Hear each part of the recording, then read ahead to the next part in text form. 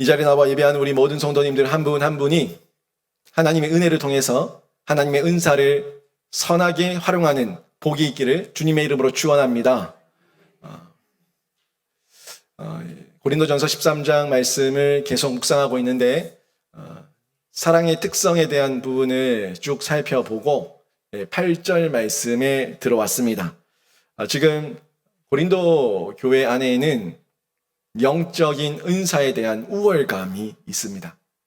고린도 교회 안에 다양한 은사들이 하나님의 은혜 가운데 주어졌는데 이 은사가 왜 주어졌고 어떻게 사용해야 되는지 분별하지 못하니까 그들 가운데에서 내가 받은 은사가 더 우월하다, 내가 받은 은사가 더 귀한 것이다 라고 얘기하면서 자기들 간에 자기들의 주장 가운데 분쟁이 생긴 거예요.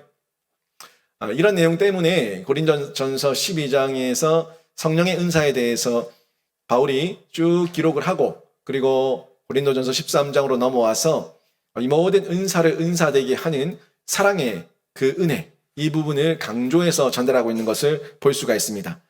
고린도전서 12장에 보시면 이 신령한 은사, 성령의 은사에 대해서 얘기를 하는데 하나님께서 성령을 통해서 주신 것인데 주신 목적은 한 가지예요.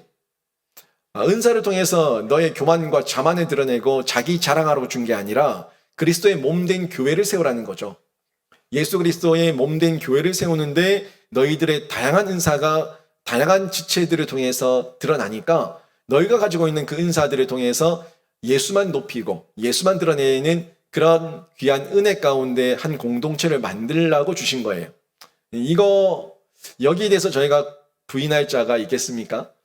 우리 영신교회 안에도 다양한 지체들이 모여 있는데 한 분 한 분의 은사와 재능들을 통해서 귀한 일들을 해 나가고 있고 저는 못합니다. 저는 하라고 해도 은사가 아니라서 못합니다. 그런데 그 은사 있는 분들이 각자의 자리에서 그 역할을 감당해 주니까 저는 또 저의 은사가 가르치는 은사, 또 말씀을 증거하는 은사니까 거기에 맞춰서 말씀을 열심히 전하고 있는 겁니다. 각자 뒤에서 묵묵히 자신의 자리에서 은사대로 눈에 보이는 대로 하나님께서 감동 주시는 대로 그렇게 섬겨주시니까 이렇게 교회가 든든하게 세워져 있는 거예요. 아무도 없고 저 혼자만 있다고 해봐요. 북치고 장구치고 있다고 해봐요. 못합니다. 지금 저희 교회가 2022년 들어서 새로운 도전을 하고 있지만 어떻습니까? 12월 26일인가요? 그때 교육자들 사임하고 나간 이후부터 벌써 한 보름이 훨씬 더 지났죠? 그런데 아무 문제 없습니다. 아무 문제 없고 잘 돌아가고 있습니다. 은혜 가운데 잘 되고 있고 조금 더 각자가 각자의 분량대로 또 은혜 주시는 대로 한 번 더 눈을 돌려서 확인해 보는 거죠. 저도 제 맡은 역할을 다 감당하면서 제가 설교 몇 편 더 준비하면 되고 또 교회 한 번 더 둘러보면 되는 거고 그렇게 서로에게 주어진 대로 하고 있고 또 각자가 자기 분량대로 또 사역을 하고 있습니다. 우리 장로님도 새벽 기도 하신다고 고생을 많이 하시는데 장로님도 그것도 은혜죠. 네. 언제 또 이렇게 보겠습니까? 저희 아내도 또 본인이 더 깊이 묵상하는 중에 금요일 새벽 기도를 인도하는 그 은혜를 누리고 있고 우리 모두가 은혜입니다. 하나님의 사랑 안에서 하면은 우리의 모든 주어진 은사의 활용은 하나님의 은혜 드러냄인 줄로 믿습니다. 이런 은혜 드러내는 일을 하라고 고린도 교회에도 은사와 은혜를 주셨던 겁니다. 그런데 여기서 은사와 은혜가 둘 다 있어야 되는데 은사만 드러나고 은혜가 없어져 버려요. 은사만 드러나고 은혜가 없어져 버리면 어떻게 되냐면 영적 교만, 영적 우월감에 빠지게 됩니다. 여러분, 이 영적 우월감, 영적 교만 여러분이 가진 분도 있을 거예요. 또 여러분이 본 분도 있을 겁니다. 괜히 저 장로님, 저 권사님, 저 안수 집사님 뭔가 보면은 행동은 바른 것 같은데 안 땡겨. 뭔가 좀 거드름 뜨는 것 같고 혼자 잘난 듯이 얘기하는 것 같고 뭔가 불편함이 있어요. 자신의 어떤 신앙생활, 자신의 어떤 우리 가정이 몇 대째 예수 믿는 집안이고 우리 엄마가 어땠고 우리 아빠가 어땠고 내가 모태신앙이고 내 신앙의 체험과 경험이 어떠고 저떠고 평 얘기를 막 하는데 결국에는 막 간증을 하는 것 같은데 보면은 내가 이 정도야. 내가 이 정도로 영빨이 있어 하는 이런 표현을 하는 느낌이 올 때가 있습니다. 우리 영물이라 그랬죠, 인간이. 인간이 영물이다 보니까 이런 영적 교만과 영적 우월감을 가진 사람들의 이야기를 들을 때 뭔가 모르게 불편함을 느낄 때가 있습니다. 물론 이게 다 상대적이라서 내가 내 자존감, 열등감 때문에 이걸 좀 곱게 받아들일 수도 있어요.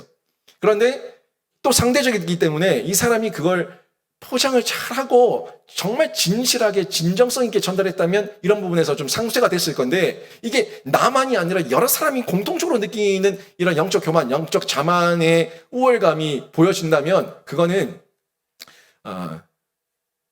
상대적이지만 무게에 추를 둔다면 그 영적 우월감과 자만감을 가지고 있는 사람의 문제가 좀 더 있습니다. 상대적이지만 100%는 아니지만 아무튼 이런 영적 우월감과 자만감 때문에 상대방에게 상처를 줄 수 있는 그런 어려움이 있을 수 있다는 겁니다. 저도 그런 분들을 여러 명 봤습니다. 여러 명 봤고 뭔가 자꾸 가르치려고 하고 진짜 가르칠 수 있는 위치와 자격과 어떤 경건의 능력이 있어가지고 가르치면 이해가 되겠는데 좀 그런 부분은 아닌 것 같은데 늘 가르치고 뭐 자꾸 이 자기의 부분은 인정하지 않고 자신의 허물 그런 건 없고 자꾸 영적으로 내가 너보다 위니까 내가 너보다 능력 경험이 많고 체험이 많으니까 내 말 들어 이렇게 누르는 것 같은 그런 느낌을 들 때가 있다는 거예요. 근데 거기 가만히 듣고 있으면은 말씀의 능력도 없고 말씀의 어떤 연결고리도 없고 그냥 자기 주장이에요. 자기 경험이에요. 자기 체험이에요. 그런 부분에서 전달할 때 이런 부분이 있을 수 있는데 알게 모르게 신자들에게 들 수 있는 이런 영적 교만과 영적 우월감, 이거 여러분 굉장한 큰 유혹입니다. 매우 위험한 유혹이에요. 영적인 사람들, 예수 믿는 사람들, 우리가 예수를 잘 믿는다고 얘기하지만 세상에서만 유혹을 받는 게 아니라 교회 공동체 안에서도 유혹을 받을 수 있다고요. 사단 마귀의 시험입니다. 사단 마귀의 템테이션, 이 위험한 유혹이 교회 안에서도 있을 수 있다는 거예요. 그 유혹에 제일 잘 빠지는 사람이 목사들이에요. 목사들이 자기가 교주가 된 듯한 사람들이 있다고요. 하나님의 말씀을 전하면서 아멘하는 거는 날 보고 아멘하는 게 아니라 하나님 말씀 앞에 아멘하는 거예요. 근데 내가 말을 잘하고 내가 웅변을 잘하고 내가 말을 멋들어지게 하기 때문에 이 사람들은 내가 죽으라고 해도 죽을 사람이다, 이런 생각을 가지는 사람들이 있다는 얘기죠. 영적 우월감입니다. 목회자들이 가지는 영적 우월감.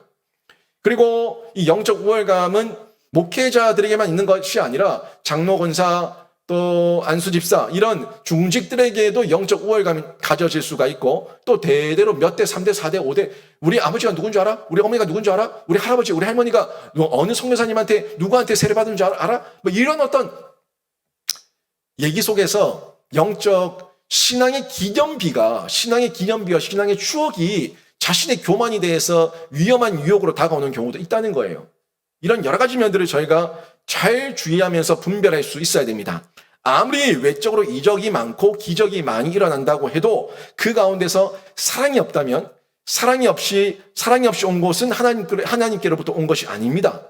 아무리 이적과 기적이 많이 일어나도 이게 사랑에서 나온 거냐, 사랑에 근거한 거냐, 사랑이 드러나고 있는가, 이걸 봐야 된다고요. 잘 보세요. 성경에 보면은 요술사, 마술사들이 하나님께서 주셨던 모세가 행했던 이적을 흉내내는 사람들이 있었습니다.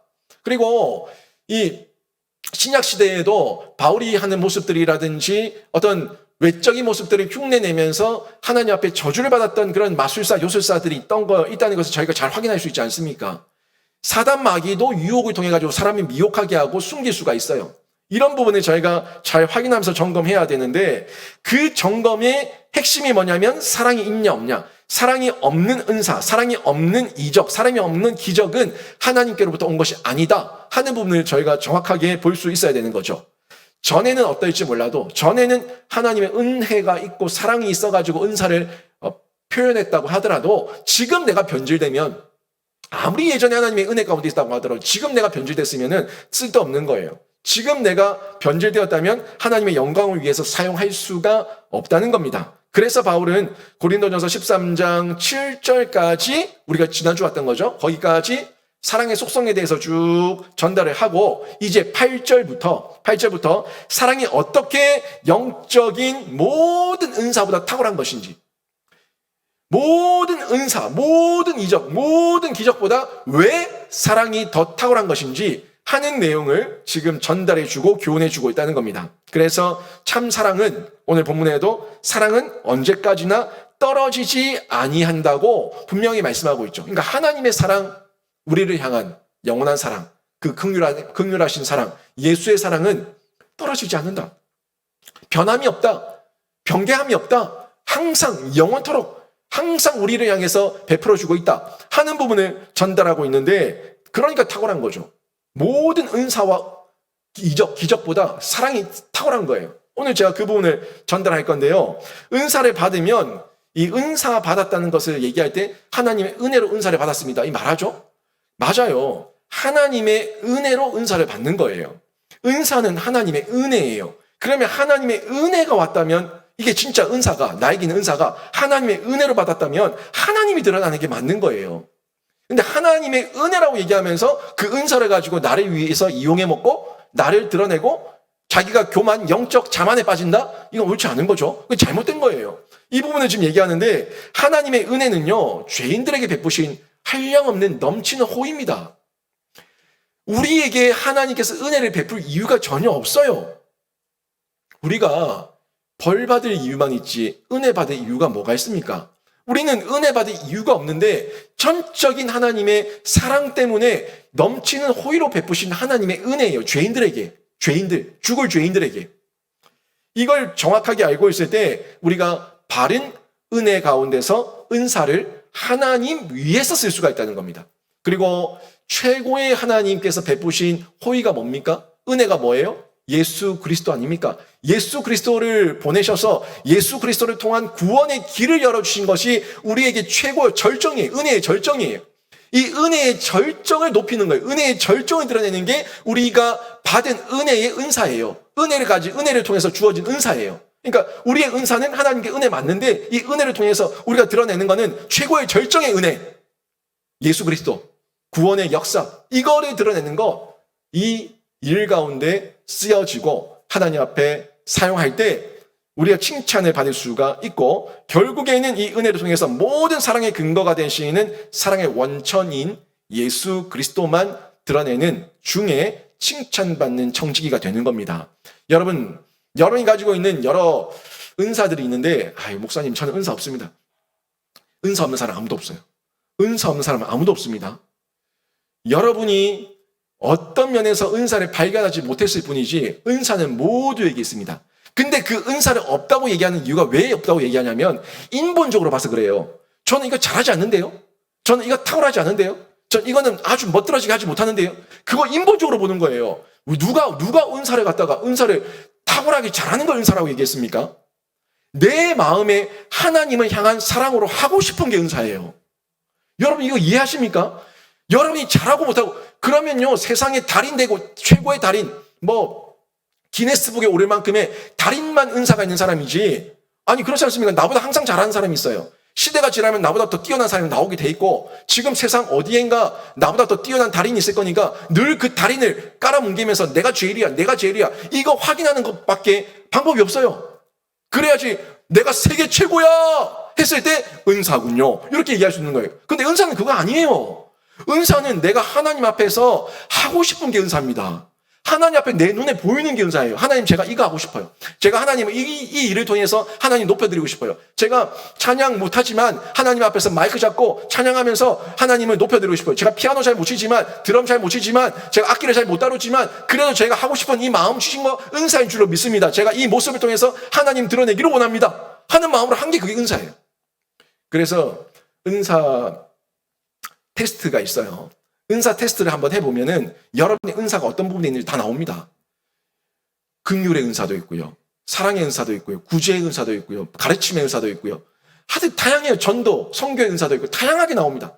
여러 영역에서, 교회에서 어떤 영역에서 하나님을 드러낼 수 있다면, 그 모든 부분에 관심이 있다면 그 관심을 잘 개발하면 그게 은사예요. 이 은사를 통해서 누구만 드러나요? 모든 사랑의 원천인 예수 그리스도만 드러내게 되는 겁니다. 이 은사는 그런데 한계가 있어요. 이 은사의 한계를 정확하게 이해를 하셔야지만 여러분이 교만하지 않고 자만하지 않습니다. 8절에 보면은 이 은사, 사랑은 언제까지나 떨어지지 아니하되 한 다음에 그 다음에 은사를 세 가지를 딱 꼬집어서 얘기하고 있습니다. 이 세 가지를 보니까 예언도 패하고 방언도 그치고 지식도 패하리라 라고 얘기하면서 예언, 지식, 방언이라고 하는 세 가지 은사를 전달하는 것을 볼 수가 있습니다. 왜 이 세 가지 은사만 지금 꼬집어서 얘기하고 있냐면 당시 이 고린도 전서를 기록하던 시대, 바울의 시대에는 이 예언의 은사, 지식의 은사, 방언의 은사를 가장 사모하는 은사였어요. 사람들이 하나님 예언하고 싶어요. 하나님 지식 가지고 싶어요. 하나님 방언하고 싶어요. 이 은사를 너무너무 사모했습니다. 여러분 보기에는 어때요? 신유의 은사, 막 손만 대면 막 낫고 막 이런 거 있지 않습니까? 뭐 돈 버는 은사, 뭐 그런 은사, 뭐 이 영분별하는 은사, 뭐 하여튼 뭐 그런 은사들이 있으면은 사람 속을 꿰뚫어 보고 손만 대면 병이 낫고 뭐 그리고 돈 버니까 돈 버는 은사가 있어 돈을 막 버니까 돈 냄새가 막 올라오고 야 여기 이거 하면 돈 된다 하는 게 볼 수 있는 안목이 막 있고 그러면은 그게 대단한 것 같은데 그거 아니에요. 이 시대에는요 어떤 은사들보다 이 은사를 너무너무 사모했습니다. 사람들이 너무너무 좋아했어요. 탁월한 은사였다는 거죠. 바울이 이 은사들이 그런데 이렇게 너희가 너무너무 사모하고 너희가 너무너무 좋아하는 이 은사들도 사랑에 비하면 열등하다. 사랑에 비하면 별거 아니다 하는 내용을 지금 8절에서 이렇게 표현하고 있는 거예요. 이 표현을 여러분 제가 이 원어를 그대로 직역해서 한번 표현해 보면 이런 표현이 될 수 있어요. 사랑은 언제까지나 떨어지지 아니하되 만약 예언들은 있다고 해도 폐지될 것이며 방언들도 있다고 해도 그칠 것이며 지식 또한 있다 할지라도 폐지될 것이다. 이렇게 아주 직역해서 직설적으로 표현할 수 있어요. 근데 여기에 지금 보세요. 예언도 폐지된다. 방언도 폐지된다. 지식도 폐지된다. 다 폐지된다. 라고 얘기하고 있어요. 근데 뭐는 안 떨어져요? 사랑은 안 떨어진다. 그러니까 예언, 방언, 지식 이건 다 떨어지고 다 폐지는데 근데 사랑은 안 떨어지고 영원하다 하는 부분을 지금 전달하고 있는 거죠. 이 부분을 보시면서 저희가 기억해야 될 것 한계가 뭐예요? 은사의 한계는 은사의 한계는 예언이든 방언이든 지식이든 폐지되는 거구나. 폐지되고 없어질 거구나 하는 부분을 저희가 확인할 수가 있다는 겁니다. 이 세 가지 은사는 얼핏 보기에는 뭐 아주 우리가 생각했던 뭐 돈 버는 거, 병 고치는 거, 막 이런 것들에 비해 가지고 별거 아닌 것처럼 보여질 수 있지만 이 사람들이 왜 이거를 그렇게 사모하며 좋아했냐면 이게 뭐와 연결되냐면 하나님과 연결돼요. 하나님의 뜻을 드러내고 하나님을 표현하는, 그러니까 소위 하나님의 계시, 하나님의 말씀, 하나님의 예언, 하나님의 어떤 하나님 드러냄, 하나님 속성 드러냄과 연결되기 때문에 이것들은 다른 은사들은 사람이 사람을 통해서 나타나는 은사지만 이거는 하나님께서 사람을 통하셔서 드러내는 은사이기 때문에 하나님이 드러난다, 하나님이 보여진다 하는 측면에서 사모하고 또 사람들이 이거를 뭐라 그럴까요? 굉장히 사모하고 좋아하고 기대했다는 거죠. 그런데 너희가 그렇게 사모하는 은사, 이 예언, 방언, 지식 폐지된다고, 이게 한계라고 하는 부분을 전달해 주고 있습니다.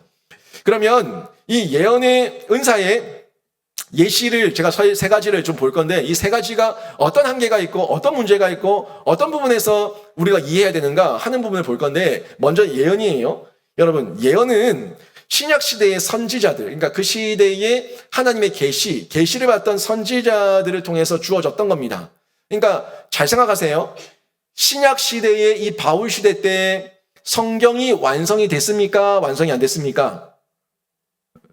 정확하게 얘기하세요. 신약 시대 때 이 성경이 완성이 됐습니까? 완성이 안 됐습니까? 완성이 안 됐어요. 완성이 안 됐기 때문에 계속해서 하나님의 계시가 ing 계속해서 지금 주어지고 있는 상황이었다는 겁니다. 그래서 구약 시대에도 이 예언적인 어떤 활동이 있었지만 신약 시대에도 이 예언이라고 하는 것이 여전히 존재하고 있었다 하는 부분을 확인할 수가 있는데 이 신약 시대의 예언 활동은 두 가지로 볼 수가 있습니다. 두 가지로 볼 수 있는데 한 가지는 직접적인 계시고요.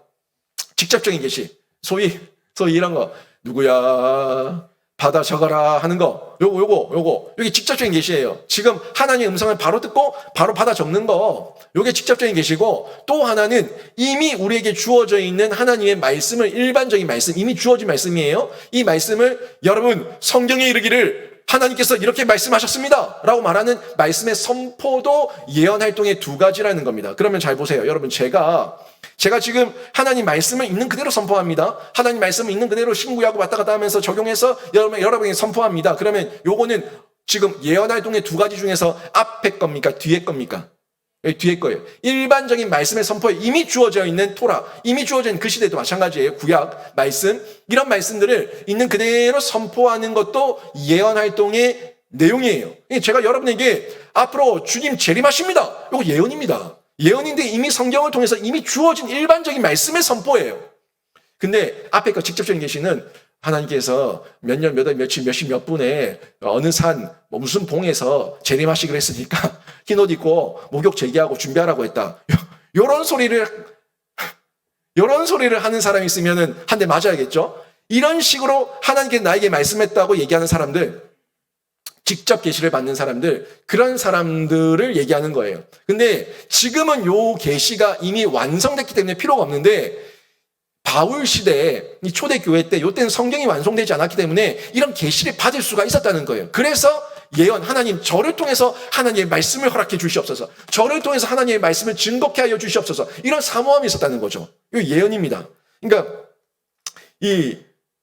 이런 부분에서 구약의 선지자들도 이 두 가지 면에서는 모두가 동일하다는 거예요. 동일하다는 겁니다. 그런데 이 두 가지 점에서 신약 사람들도 직접 계시를 받고 말씀을 선포하고, 구약의 선지자들도 계시를 받고 말씀을 선포했는데, 이 신약과 구약의 선지자들 중에서 차이가 있어요. 다른 점이 있다고요. 계시를 받는다는 점에서 가득해요. 또 뭐 다른 선지자들도 이스라엘아 들어라 이러면서 말씀을 전하지 않았습니까? 이런 것처럼 말씀을 선포한다는 점에서 같은데 다른 점이 뭐냐?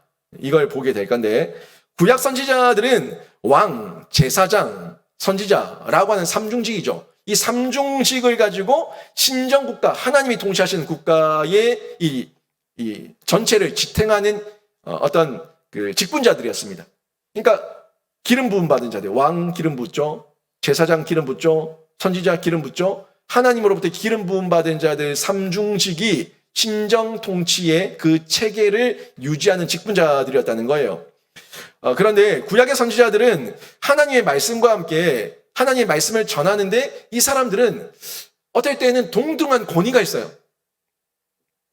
왕은 하나님이 세운 왕이기 때문에 절대 넘어설 수 없다. 왕의 말은 하나님의 말씀이다. 선지자, 하나님이 기름 부었기 때문에 절대 넘어설 수 없고 선지자의 일에 대해 가지고 우리가 해서는 안 된다. 제사장, 하나님이 세우셨기 때문에 하나님처럼 대해야 된다 하는 어떤 측면에서 왕, 제사장, 선지자, 이 부분은 하나님의 말씀을 받는다는 측면에서 같지만 하나님처럼 여겨지는 어떤 권위의 상징이었어요. 하나님처럼 느껴지는 그런 권위의, 동등한 권위의 상징을 가지고 선포하고 또 자신들이 치리하고 다스렸다고요. 요 면이 다릅니다. 근데 신약 선지자들은 달라요. 신약 선지자들은 어떻게 다르냐면 구약의 권위 아래 있습니다. 구약의 권위 아래 있고 예수 그리스도의 가르침 아래 있습니다. 그리고 사도들의 권위 아래 있습니다. 사도들의 권위 아래서 있다는 것, 요게 다른 점이에요. 이 신약의 선지자들, 구약의 권위 벗어날 수 없어요. 왜? 구약은 오실 예수 그리스도를 이해하고 있으니까 거의 벗어날 수 없어요. 예수 그리스도께서 오셔서 가르치셨으니까, 신구약을 하나님 말씀에 구약의 모든 말씀들을 인용하면서 신약의 시작을 여셨으니까 그러니까 예수 그리스도의 가르침을 벗어날 수 없어요. 그리고 또 사도들의 권위 아래 있습니다. 여러분, 사도신경이 뭔지 아시죠? 사도들의 신앙 고백이에요. 저희가 왜 사도신경을 외우는지 아세요? 사도신경은 주문이 아닙니다. 사도신경은 마술, 요술, 어떤 그런 거 아니에요. 우리들의 신앙 고백이에요. 사도들의 신앙 고백, 예수로부터 받은 권위죠. 그 권위 아래서 사도들의 신앙 고백이 지금 수천 년의 시간 우리들까지도 동일합니다. 그 권위 아래 우리가 있습니다. 그 가르침 아래 있습니다. 하는 걸 고백하는 거예요. 그러니까 구약에서는 왕, 제사장, 선지자라고 하는 삼중직 아래서 말씀의 계시를 받아서 전달하는 메신저로서의 역할도 있었지만 하나님께서 말씀하지 않을 때에는 왕, 제사장, 그리고 선지자라고 하는 자가 하나님처럼 동등한 권위를 가지고 그 백성들을 통치했다고요. 다스렸다고요. 이런 면에서 달랐는데 이제는 신약에서는요. 그런 권위는 없습니다. 권위는 없고 구약의 권위 아래 있어요. 예수 그리스도의 가르침 아래 있어요. 사도들의 권위 아래 있습니다. 이 부분이 달라서 한정적 범위라는 거죠. 한정적 범위고 결국에는 예수 그리스도께서 신구약을 통틀어 가지고 우리를 어떻게 구속하시고 그 구원 역사를 어떻게 이루시고 전개하시는지 그 결과는 또 어떻게 될 것인지 하는 부분을 요한계시록까지 쭉 가면서 최종 종말에 대한 부분까지 다 전달해 주고 있지 않습니까? 그런데 그걸 벗어날 수 없어요. 이 부분이 신약의 선지자, 구약의 선지자들이 전달하는 메시지에서 가장 큰 차이점이라는 겁니다. 그런데 이렇게 신약의 선지자들이 이렇게 활동을 했는데 예언 활동을 했는데 예언 활동을 하다 보니까 이제는 하나님께서 때를 따라 사람들을 보내시고 나라를 세우시고 또 권위자들을 세우셔가지고 하나님께서 또 모이게 하시고 기도하게 하시고 하나님께서 지혜 주셔가지고 신구약 성경의 성경 이 모든 것들이 다 조합이 맞춰졌고 퍼즐이 맞춰졌고 완성됐습니다. 성경이 완성됐기 때문에 교회에 이미 널리 받아들여졌고 자연스럽게 선지자의 직분은 자취를 감추게 됐죠. 이제 더 이상 선지자가 필요 없어요. 이 예언을 받는 예언자가 필요 없어요. 그런 맥락에서 보면은 구약과 혼돈이 없게 됩니다. 이미 구약의 지도 아래 있어요. 예수 그리스도의 가르침 아래 있어요. 사도들의 그 신앙 고백 아래 있어요. 그러니까 이제 더 이상 혼돈이 없습니다. 구속사역의 전개와 결말이 아주 명확해졌습니다. 그러니까 이런 측면에서 본다면 지금은 이제 이 부분이 정리정돈이 됐는데 그때는 계속해서 말씀이 주어지고 있는 시대였기 때문에 이왕이면 저를 통해서도 말씀해 주시면 좋겠습니다. 이왕이면 저도 하나님의 말씀을 전달하는 사자로 제가 쓰임받고 싶습니다 하는 부분이 조금 영적이다 하는 권위자들, 영적이다라고 얘기하는 종교 지도자들 안에서는 이런 사모함이 있었다는 거예요. 이런 부분에서 왜 사람들이 이 예언에 대한 은사를 사모했는가 하는 부분에서 저희가 이해할 수가 있습니다. 사도 바울이요, 그런 시대에 하나님 말씀을 기록하고 하나님 말씀을 가르치고 하나님 말씀을 전달했습니다. 그러면서 고린도 교회에도 이런 말씀을 잘 가르치고 전달했는데 이 목양지에서 계속해서 평생 있는 게 아니거든요. 사도 바울은 또 다른 교회를 가고 다른 교회를 세우고 이방 지역으로 계속해서 왔다 갔다 하면서 가르치고 있는 중에 있는데 이런 중에 있는데 누군가가 바울이 떠난 자리에 쓱 들어오는 거예요. 바울이 떠나고 나니까 쓱 들어와가지고 바울이 뭐라 하대? 바울이 그 가르친 거 그거 아니다. 그 잘못 가르친 거다.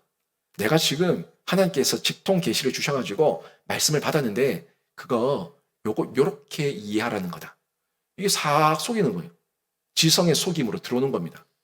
요렇게 쓱 들어오니까 이 사람들은 조금 껍데기가 그럴싸하게 보이고 목소리가 컬컬하고 이러면은 아이고 영적 권위자인가 보다 라고 생각하면서 그냥 홀딱 넘어가 버리는 거예요. 사도 바울은 지금 눈에 안 보이고 여기 지금 목소리 컬컬한 이 부흥사 같은 이상한 사람 한 명이 와가지고 막 뭐 컬컬거리면서 기도하고 막 방언도 하고 막 이상한 소리 하고 하니까 야, 이 사람이 영적 권위자네 라고 생각하면서 그 사람들의 영향력을 받게 된 거예요. 이런 이상한 분위기가 펼쳐지게 되니까 판단이 바로 세워지지 않는 거죠. 바른 판단이 세워지지 않는 중에 이 중요하게 여겼던 은사가 변질되는 겁니다. 그래서 바울이 이 모든 너희가 좋다고 얘기하는 예언이든 방언이든 지식이든 이 모든 것들을 분별하는 최고의 그 기준은 사랑이다. 하나님의 사랑 안에 있는 은혜 아래 있는지 봐라. 하나님이 드러나고 있는지 봐라. 누가 드러나고 있는지 봐라. 요거를 제시하고 있는 겁니다. 또 지금 8절에 나왔던 이 방언이라고 은사가 있었죠. 이 방언 같은 경우에도 저희가 잘 이해를 하셔야 되는데 제가 2020년도 이 방언 얘기를 한번 했더니 괜하게 방언하시는 분들이 괜히 주눅 들어가지고 또 어떻게 해야 될지 몰라가지고 전혀 그러지 마세요. 방언하세요. 방언하시지만 전 기준을 잡아준 거예요. 전 방언 없다고 얘기하지 않았습니다. 은사 중단됐다고 얘기하지 않았습니다. 방언하셔도 됩니다. 은사 있습니다. 있는데 이 방언이 지금 우리에게 어떻게 주어졌는가 요거를 이해하시라고 얘기를 했는데 요거를 잘못 이해하고 목사님 방언 싫어하네. 저도 방언합니다. 할 때 합니다. 그런데 이 방언이라고 하는 것을 왜 하나님께서 지금 어떤 기능으로 주셨는가를 정확하게 이해를 하셔야지만 이 오해가 안 생기는 거예요. 여러분, 방언도요, 이 초대교회 당시에는요, 하나님의 뜻을 전달하는데 밀접한 관련이 있었어요. 이 방언이 하나님의 계시한 형태로 나타났단 말이에요. 이 방언이 하나님께서 주신 메시지, 그러니까 메시지로 우리에게 주어져서 기록하라고, 전달하라고 주신 메시지였기 때문에 그 당시에는 하나님의 음성으로서의 어떤 그런 기능을 가지고 있었습니다. 그래서 이 사람들이 방언을 사모했던 거예요. 근데 방언을 잘 보세요. 이 성경에 보면 방언의 변천이 나옵니다. 맨 처음 방언 나왔던 걸 그 신약에 보면은 사도행전 2장에서 처음 방언이 임하죠. 성령께서 임하시면서 마가의 다락방에 오순절 성령 강림이 있는 중에 방언의 사건이 일어났는데 요때 방언 무슨 방언이에요? 여러분, 이때 방언 무슨 방언입니까? 예, 언어입니다. 언어. 사람들의 방언이에요. 사람들의 각 나라의 언어였어요. 각 나라의 언어였는데 요 언어를 하나님께서 묶였던 방언에 이 각 지파와 족속의 방언에 묶어버리셨던 그 방언의 고리를 성령께서 깨버리신 겁니다. 요걸 구속사적으로 봐야 돼요. 어디까지 연결 올라가야 돼요? 창세기 11장까지 올라가야 됩니다. 창세기 11장에 가면 하나님께서 언어를 혼잡게 하셨죠. 바벨탑 사건. 사람들이 교만해가지고 하늘 끝까지 한번 탑을 쌓아보자. 그래서 우리가 흩어짐을 면하자. 우리가 흩어지는 게 두려우니까 어떻게든 하나님처럼 높아져서 우리가 흩어짐을 면하자 하는 이 교만과 죄, 악을 가지고 하나님 앞에 도전하려고 했습니다. 그때 악을 도모할 때 하나님께서 그들을 치셔가지고 그들의 언어를 완전히 뒤집어 버리셨어요. 그래서 더 이상 탑을 쌓지 못하게 했습니다. 밑에서 흙 올려 그랬는데 돌을 올리고, 돌 올려 그랬는데 흙을 올리고, 막 이러면서 언어가 다 뒤바뀌어 버리니까 공사 진행이 안 되는 거죠. 각자가 다 자기 말만 하는 거예요. 너 뭐라는 거야? 너 뭐라는 거야? 막 싸우고 난리가 난 거죠. 말이 안 통하니까. 그래서 막 흩어져가지고 자기들 말만 하고 산 겁니다. 각자가 다 흩어져서 자기들 언어만 가지고 자기들 민족끼리, 자기 종족끼리 자기들 말만 하고 살았던 그 언어의 장벽을 하나님께서 성령을 보내셔가지고 행시로 사도행전 2장에서 완전히 깨부셔버린 거예요. 다시 풀어버리신 겁니다. 왜 풀어버리셨어요? 이제는 뭐가 전파돼야 되니까? 복음이 전파돼야 되니까. 이제는 예수 그리스도의 복음이 신구약의 모든 비밀이 풀어졌으니까 이 예수 그리스도를 증거해야 되니까 사도행전 2장에서 방언을 주시면서 각 나라 족속과 민족과 언어로 다 풀어버리신, 그거를 다 들리게 해버리신 거예요. 그래서 그 사람들이 모여서 서로가 막 얘기를 하는데 저 사람이 왜 우리나라 말해? 저 사람이 왜 우리나라 말해? 서로가 알아들었어요. 사도행전 2장 말씀 정확하게 보세요. 각 사람들이 자기 언어, 자기 방언을 하는데 서로가 알아들었다고요. 못 알아듣지 않았습니다. 알아들었다고 얘기하고 있어요. 알아들었어요. 나한테 내가 하는 방언을 다른 사람이 알아듣는 방언이었어요. 그러면 지금 우리가 생각하는 방언과 같아요? 달라요? 달라요. 다른 방언이에요. 사도행전 2장의 처음에 이런 방언이 먼저 주어졌고 그 다음에 어떻게 됐습니까? 이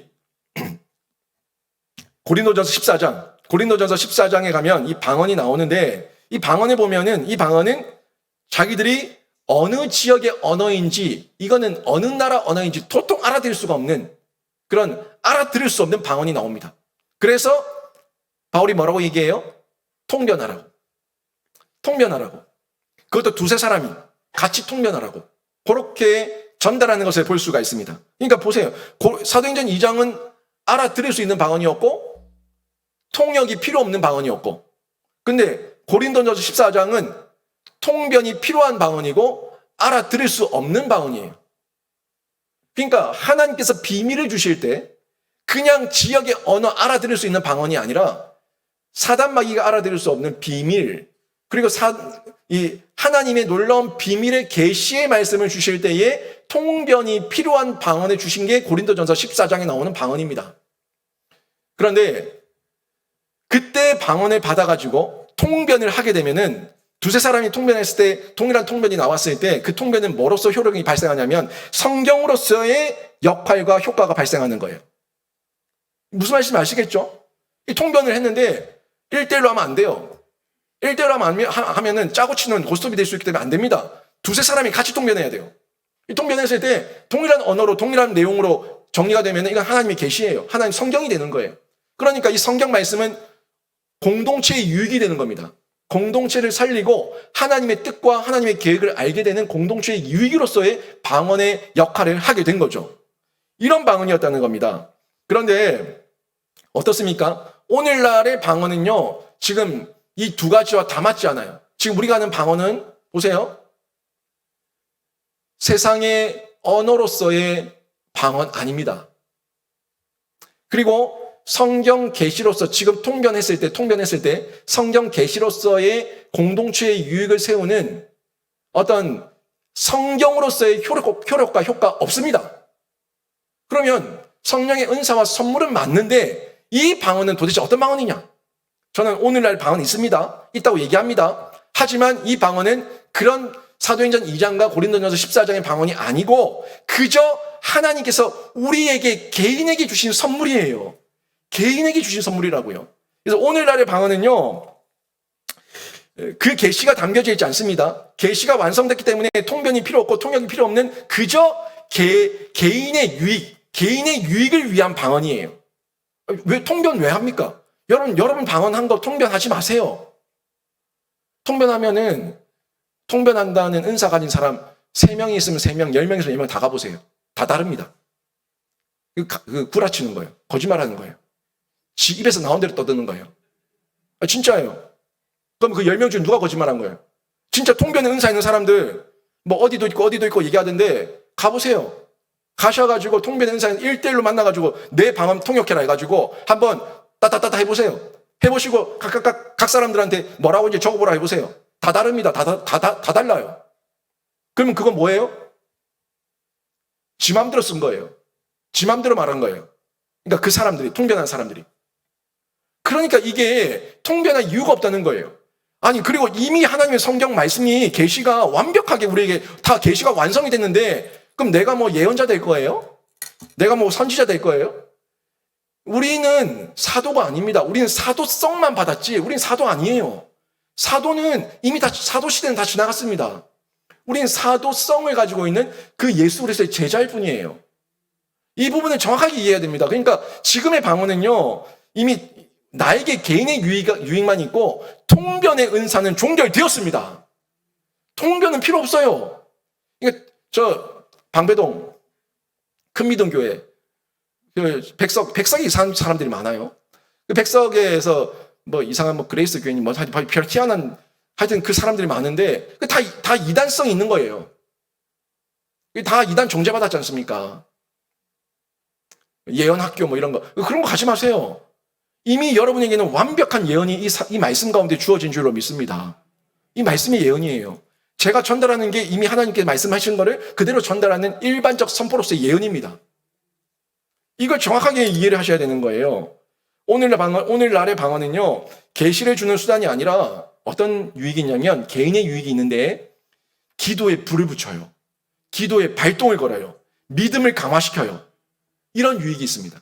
여러분 기도하실 때 방언하세요. 하도 됩니다. 처음에 방언으로 뜨겁게 그 발동을 걸고 기도할 때 부릉부릉부릉 걸 때 방언 필요하면 하셔도 됩니다. 그리고 내 안에 아직까지 성령께서 역사하시고 은혜 가운데 있다는 걸 확인받고 싶을 때 이 성령께서 내 입술을 여시는지 안 여시는지 확인할 때 개인의 유익 아닙니까? 그렇게 할 때 내 믿음을 강화시키고 더 단련시키기 위해 가지고 방언할 수 있습니다. 이런 부분들을 통해 가지고 하나님께서 우리 각 사람에게 개인에게 주신 영적 선물이고 영적 유익인 거 확실하게 맞습니다. 근데 저는 바라기는 개인의 죄와 악을 고백할 때 개인의 허물과 하나님 앞에 회개에 합당한 열매를 맺기 위해 입술에 고백을 할 때 그때는 방언을 하지 마세요. 여러분 입술로 해야 됩니다. 내 지식이죠. 내 감정, 지정, 그 다음에 내 의지적 결단, 지정의를 가지고 내 입술로 내 죄가 뭔지 낱낱이 고백하고 내 가슴으로 아파하고 그 다음 내 의지적 결단으로 이 행동을 바꿔서 그 사람에게 가서 용서를 구하고 사과를 하고 손잡아 줄 수 있는 것, 이건 전인격이에요. 근데 하나님 앞에 기도한다고 가가지고 2시간, 3시간 뭐 좋아요. 기도 많이 하시는 건 좋은데 2, 3시간 뭐 하루 종일 하여튼 방언으로 계속 기도하고 나서 집에 갔더니 아이고 시원하다. 옆에서 애들이 엄마 무슨 기도했어? 몰라. 그냥 하는 대로 나왔어. 그냥 다 기도했어. 그냥 입에서 나온 대로 기도했어. 하나님께 주신 대로 기도했어. 에이, 그런 게 어딨어. 엄마 회개했어? 방언 중에 했겠지 뭐. 그런 게 아니라고요. 회개는요, 내 마음의 토로입니다.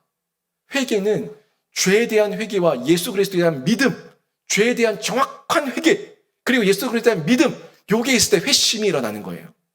저는 여러분이 신앙 개인의 유익을 위해 가지고 방언하셔도 됩니다. 시동 바람 부릉 걸고 믿음 확인하시고 성령께서 함께 하신다는 그 은혜 강화시키는 부분에서 방언을 많이 하시는데 하셔도 되는데, 할 수만 있다면 내 죄에 대한 부분들, 하나님의 은혜 아래서 내 죄를 토로하는 부분들, 이거 아주 제가 강조하는 겁니다. 죄를 토로하는 부분에서는 내 입술을 열어서 기도해야 돼요. 그리고 여러분의 바람, 여러분의 소원, 여러분의 어떤 요거 좀 주세요, 저거 좀 주세요 하는 어떤 그런 인간적인 모습의 기도 제목이 있다면 그건 방언해도 됩니다. 방언하는 중에 하나님께서 고쳐주세요. 방언하는 중에 다듬어 주시고, 방언하는 중에 눈물도 주시고, 방언하는 중에 진짜 내가 구해야 될 게 뭔지도 발견하게 해주십니다. 저는요, 제가 방언할 때 항상 한결같이 느끼는 제 체험인데요, 저는 방언하면 눈물이 나요. 방언만 하면 눈물이 나요. 그래서 제가 지금 혼자서 아따따따 하고 있는지, 아니면 진짜 하나님께서 주시는 방언인지 제 눈물을 보면 알아요.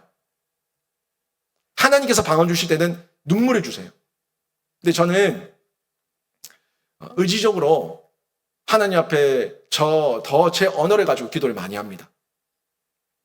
제 회개, 제 아픈, 그리고 우리 성도들의 기도 제목 하나하나 받은 대로 하나님께 올려드리니까, 기도 제목 앞에 펼쳐놓고 이렇게 할 수 없잖아요. 아니, 이 방언에 받은 게 전 기도 제목 받았으니까 기도 제목을 가지고 기도해야 될 거 아닙니까? 그러니까 그분 한 분 한 분 생각하면서 그분의 기도 제목을 가지고 기도를 하는 거예요. 그리고 이 방언 기도를 하게 되면 영적 세계를 안 믿는 사람들, 영적 세계 그런 게 어딨어? 이렇게 말하는 사람들, 또 이 성령께서 실제하신다는 걸 인정하지 않는 사람들, 이 사람들에게 방언하는 사람들의 그 귀한 모습이 도전이 되기도 합니다. 뭐가 있네 진짜. 저 사람 지금 흉내내고 지금 쇼하는 것 같지는 않고 진짜 뭔가 하나님께서 운행하시고 만지시고 함께 하시는구나 하는 걸 보여주는 측면에서의 도전이 될 수 있다는 거예요. 그런 측면에서 저희가 방언을 얘기해야 되는데, 지금 예언 끝났죠. 방언 있지만 개인의 유익이죠. 보세요. 한계가 있지 않습니까? 은사의 한계가 하나씩 보여주고 있지 않습니까? 그 다음 지식이에요. 이 지식의 은사는 고린도전서 12장 8절에 나왔던 이 성령의 은사를 언급할 때 이 지식의 은사가 동원되고 있어요. 나오고 있어요. 잘 보세요, 나중에. 고린도전서 12장 8절 보면은 성령을 따라서 지식의 말씀을 주신다고. 이렇게 딱 꼬집어서 성경이 기록하고 있습니다. 그러니까 이 지식의 은사는 딴 게 아니라 특별한 통찰력이에요. 통찰력. 성령을 따라서 지식의 말씀과 동일합니다. 그러니까 이 부분은 무슨 말이냐면, 이 존 오웬 청교도 신학자죠. 청교도 신학의 그 황태자라고 얘기할 만큼 아주 탁월한 신학적 업적들을 많이 남긴 존 오웬이라고 하는 분이 있는데, 이분이 이 부분에 대해서 이렇게 해석을 했어요. 이 고린도전서 12장 8절 부분에 대해서 각주를 달고 그 부분을 해석하면서, 이 지식은 복음의 신비에 대한 특별한 통찰력이다, 이렇게 얘기하고 있어요. 이 존 오웬이 얘기한 부분이 특별한 통찰력이다. 이건 무슨 말이냐면, 성령께서는 매우 탁월한 방식으로 주시는 지식이 있는데, 아니 배우지 않았는데 깨닫게 하시는 거죠. 배우지 않았는데 깨닫게 되고, 자기는 누가 가르쳐 준 적이 없는데 알아서 누리게 되는 이런 특별한 은사, 통찰력. 이게 저에게도 있고 여러분에게 있습니다. 다 있어요. 이거를 간구하면 주시는 거예요. 그래서 당시에 충분히 교육을 못 받았어요. 어떤 신학적 교육이나 신학적 지식이 없어요. 그럼에도 불구하고 종교 지도자들과 어떤 율법학자들과 맞짱 떴을 때 이 복음 앞에서 밀리지 않는 거예요. 아주 담대하게 복음을 설파하고 복음의 능력을 전하고 힘있게 말씀을 풀어내는 이 부분, 여러분 우리 신약에서 다 보지 않았습니까? 그 대표적인 인물이 예수님이에요. 예수님은 어때요? 특별한 신학 교육을 배우지도 않았고 어떤 학문 밑에서 어떤 랍비 밑에서 배우지도 않았습니다. 그런데 예수님은 하나님께서 성령을 따라서 지식의 말씀을 주시니까 구약 전체를 통달하고 계십니다.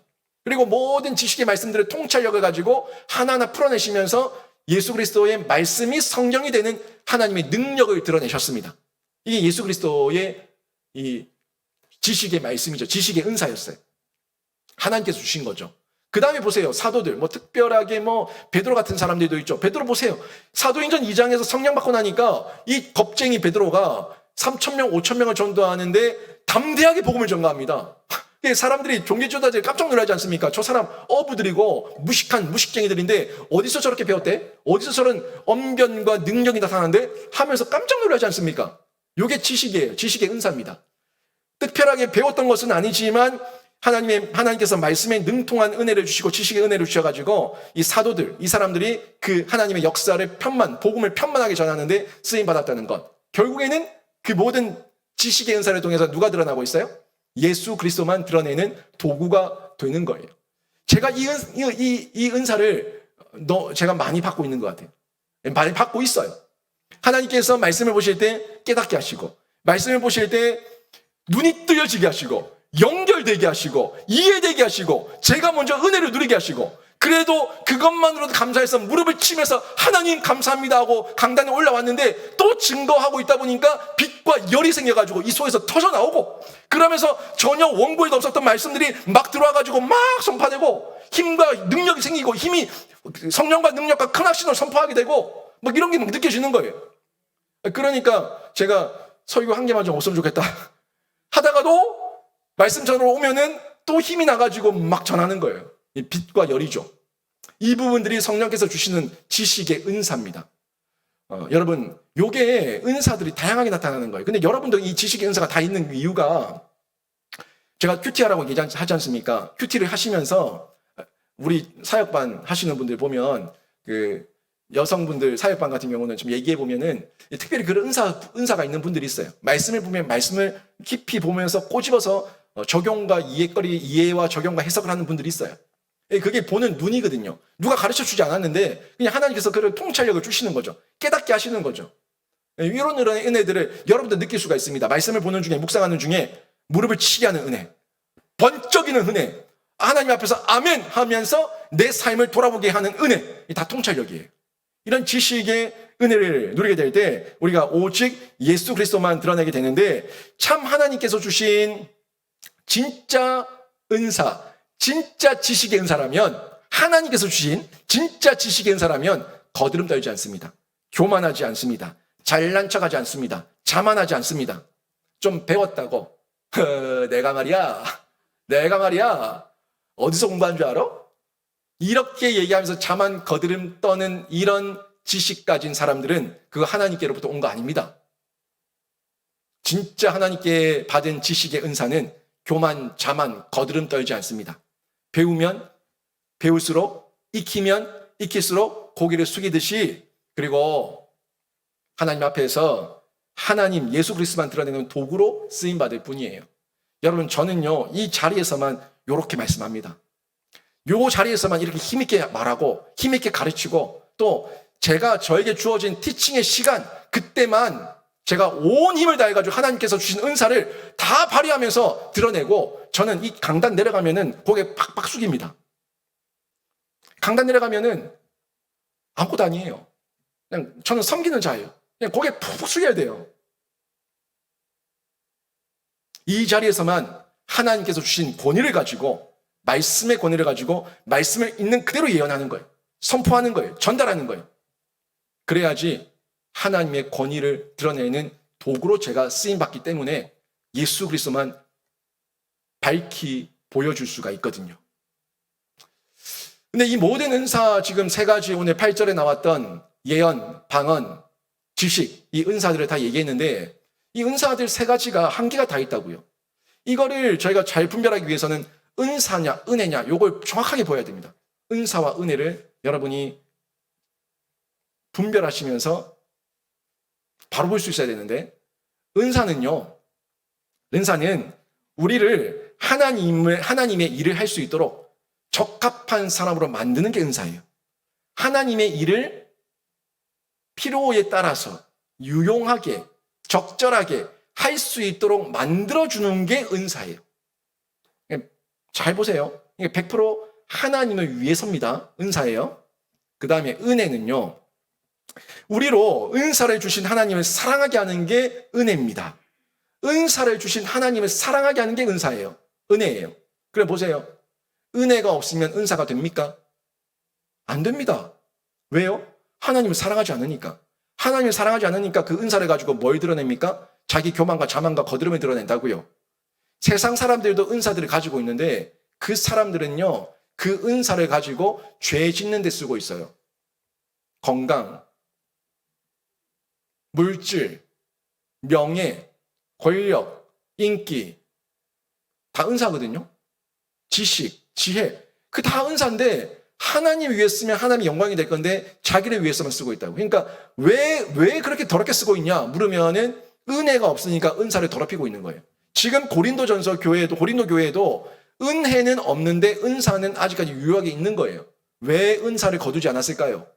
은사를 거두지 않으신 이유는 하나님께서 아직까지 주고 있는 기회입니다. 돌이킬 기회예요. 돌이켜서 하나님 앞에 쓰임 받으라고 기회 주시는 거예요. 근데 은혜가 없는데 은사를 가지고 있으니까 교만해가지고 난 그런 거 필요 없고 난 지금 충분해. 난 지금 하나님 그런 거 은혜 같은 거 없어도 나는 은사가 있으니까 괜찮아. 뭐 이렇게 이해하는 거죠. 사랑이 없어요. 하나님을 향한 사랑도 없고 이웃을 향한 사랑도 없고 뭐만 남았어요? 자기 의만 남았어요. 자기 사랑만 남았어요. 자기 나르시시즘만 남아있는 거예요. 그러니까 사람을 나를 위해서 짓밟고 무시하고 방해하고 이런 죄와 악을 범하게 되는 거죠. 그래서 이 은사는 한계가 있습니다. 두 가지 측면에서 이 은혜와 구별이 되고 그 한계를 정확하게 드러내는데 첫 번째는 은사는 일시적이라는 거예요. 은사는 일시적입니다. 계속되지 않습니다. 여러분, 은사는 종결됩니다. 언제일지 모르지만 은사는 종결됩니다. 지금 은사 중지는 아닙니다. 지금 은사 끝났다. 전 말하지 않습니다. 지금도 은사 있습니다. 왜? 예수 그리스도께서 오시지 않았으니까. 하지만 예수 그리스도께서 오셔서 이 땅에 도래하시고 모든 새하늘과 새 땅을 완성하셔서 우리를 완전한 부활체로 천국에 새하늘과 새 땅에 입성하게 한 이후에는 거기서 은사가 필요 없어요. 왜 은사가 필요합니까? 거기서 할 게 뭐밖에 없어요? 예배하고 찬양하고 기도하고 하나님을 사랑하는 것밖에 없어요. 사랑의 본질, 그 본질 덩어리 속으로 우리가 들어가 버리는 겁니다. 거기서 기타 쳐야 되고 피아노 쳐야 되고 주보 뽑아야 되고 PC 잘 만져야 되고 그런 은사 필요 없어요. 음향, 영상 편집하고 그런 거 필요 없어요. 재정부에서 돈 개수하고 다 필요 없어요. 그 은사 필요 없다고요. 거기서는 그냥 오로지 하나님의 예배하는 것밖에 없어요. 은사가 왜 필요해요? 거기서 우월할 게 뭐 있어요? 그냥 하나님 안에서 예수 그리스도의 지도와 통치 아래서 완전한 하나됨을 이루고 있는데 은사가 필요 없다고요. 그래서 은사가 결국에는 8절에서 말씀하신 것처럼 사랑은 언제까지 떨어지지 않지만 예언도 언젠가는 패한다. 방언도 그친다. 지식도 패한다. 이 모든 것들이 마칠 때가 있다 하는 부분을 전달해 주고 있는 겁니다. 여러분, 이런 부분에서 저희가 은사는 일시적이다 하는 부분을 볼 수가 있고요. 그 다음에 두 번째가 은사는 수단에 불과하다는 거예요. 수단. 은사는 하나님께서 그리스도의 몸인 교회를 온전히 세우기 위해서 주신 수단에 불과한 한계예요. 한계. 수단이에요. 수단. 은사는. 이 수단이 결과와 목적을 대체할 수 없습니다. 수단은 수단일 뿐이에요. 이 수단을 잘못 써가지고 내 목적과 결과물을 망칠 수 있다면 이 수단 쓰는 게 맞아요? 안 쓰는 게 맞아요? 안 쓰는 게 맞아요. 그래서 제가 얘기하는 거예요. 목적이 선하면 과정이 선해야 된다고. 그리고 그 결과는 공의롭고 정의롭고 하나님께 영광이 된다고. 그러니까 이 은사가 수단인데 이 수단을 불법적으로 사용하고 잘못된 수단으로 사용한다면 이거는 안 좋은 거예요. 안 하는 게 나은 거예요. 그래서 은사는 수단에 불과한데 무슨 수단이에요? 하나님을 드러내는 수단에 불과하다는 겁니다. 이걸 저희가 정확하게 그 한계를 가지고 있다는 것을 생각해야 되는데 아무리 교회에서 대단해 보이고 존중하는 은사가 있다고 할지라도 사랑과 비교하면요. 사랑, 예수의 사랑, 하나님의 사랑 지금 13장에서 얘기한 사랑, 이 사랑에 비하면 아무것도 아니에요. 그 사랑이 없으면, 은혜가 없으면 결국 은사는 불법하게 쓰는 악한 도구가 되는 겁니다. 여러분, 하나님께 사랑을 충만하게 받아서 사랑의 사람이 되는 것이야말로 은혜를 충만하게 받아가지고 사랑의 사람 되는 거, 사랑을 소유한 사랑의 사람, 소유한 사람이에요. 사랑의 사람이 되는 것, 이건 다른 은사와 비교할 수 없는 하나님의 놀라운 선물입니다. 여러분 사모하세요. 어떤 다른 것보다 하나님, 제가 예수를 더 사랑하기 원합니다. 말씀을 더 사랑하기 원합니다. 교회를 더 사랑하기 원합니다. 그리고 저에게 은사를 주셔서 제가 하나님을 사랑해서 하고 싶은 것이 눈에 보여지게 하시고 제 마음에 감동이 있게 하시고 제가 익숙하진 않더라도 거기에 뛰어들어서 쓰임받을 수 있도록 은혜를 더하여 주시옵소서, 이렇게 기도하는 거예요. 여러분, 교회에서 어떤 사명을 줄 때, 직분을 줄 때 잘해서 하는 사람 아무도 없습니다. 저 설교 못합니다. 진짜 설교 잘하는 사람들에 비하면 저는 아무것도 아닙니다. 저는 그냥 저에게 은혜 주신 대로 설교하는 거예요. 은사 주신 대로, 은혜 주신 대로, 하나님 드러내는 대로 설교하는 거예요. 그런데 언변으로 보면은, 껍데기만 보면 설교 잘하는 사람 얼마나 많아요. 웅변 잘하는 사람 얼마나 많아요. 달변가들 얼마나 많아요. 그렇게 비교하면은 저의 은사는 뭐 아무것도 아닌 것 되지만, 저는요 하나님께서 주신 은사대로 지금 쓰임받고 있는 것만으로도 감사합니다. 지금 이 자리에 서서 말씀을 증거할 수 있는 것만으로도 감사합니다. 그게 저의 고백이에요. 은사와 은혜. 저에게 은혜가 없으면 아무리 지식의 은사가 있어도, 설교의 은사가 있어도 여러분에게 영향력 끼칠 수 없습니다. 먼저 하나님을 사랑하는 은혜가 있어야 되고, 그 은혜 아래서 은사가 활용될 때 저에게도 유익이고 여러분에게 은혜를 끼칠 수가 있는 거예요. 결론 나지 않았습니까? 이미 결론이 났습니다. 지금 우리에게 필요한 것은요, 더 큰 은사, 더 큰 은사, 돈 버는 은사, 잘 되는 은사, 그런 은사가 아니라 최고의 은혜인 예수 그리스도 그 사랑 안에 거하고 예수 그리스도와 연합되어서 그가 내 안에, 내가 그 안에 온전한 하나됨을 이루는 그 은혜와 은사를 사모해야 되는데, 우리 성도님들 한 분 한 분 모두가 개개인과 가정이, 우리 교회가 이런 사랑의 공동체가 되어서 예수 그리스도 안에서 예수를 사랑하는 그 은혜의 은사가 가장 최고의 은사라고 자랑할 수 있는 복된 신자 다 되시기를 주님의 이름으로 축원합니다. 아멘.